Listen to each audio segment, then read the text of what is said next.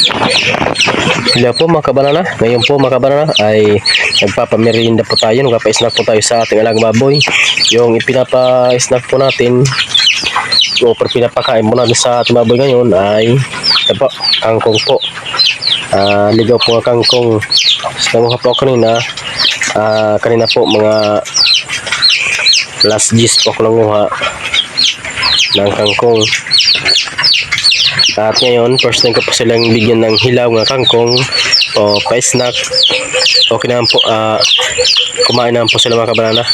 Hindi naman sila pumili ng kakainin. Okay naman po mga kabanana. Noon pala ako ng mga kabanana kanina ng kangkong sa palayan, higit na ng palayan. Kasi maganda po ngayon yung tubo. Kasi po po ngayon, maulan po dito sa amin sa Leyte. Kaya nakaano po ako. Nakakuha po ako ng marami kasi maganda po yung tubo, yung dahon ng mga kangkong ligaw. Yan po. Medyo malaki na po sila. Yan po, pati po yung isang baboy na yun nila mama. Binigyan ko na rin po ng kangkong. Pampalaman tiyan po ng mga alaga ko po dito. Para po mamaya ay pa ako. Mamaya sa pagbigay ko po ng pagkain sa kanila ng feeds ay hindi na po marami yung ibibigay ko kasi ngayon pa lang mga alas 3 na yun busog na po sila.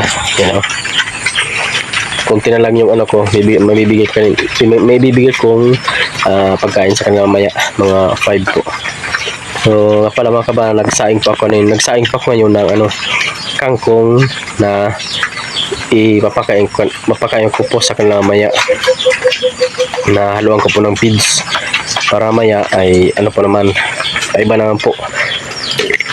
Linagaw po ngayon kabanana. Ayan po, luto na po. Yan, maulan po dito mga kabanana. Palaging maano yung panahon dito. Araw gabi maulan,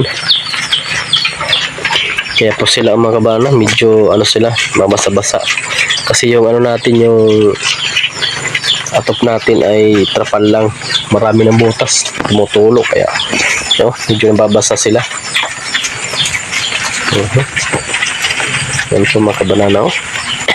Ang lakas po kumain ng mga kangkong. Ang aking alaga malakas po kumain ng kangkong mga kabanana. Ito pa. So ako lang po nag-alaga. Ako lang po pala nag-alaga nito kabanana. Baboy nila mama. Wala po sila mama dito kaya ako nag-alaga. Yung sa akin, syempre nalaga ko ng mabuti yan. Kahit kulang po sa pira sa pang-feeds, nadiskertehan ko na lang po sa pangunguha ng mga organic. Tulad po nitong kangkong.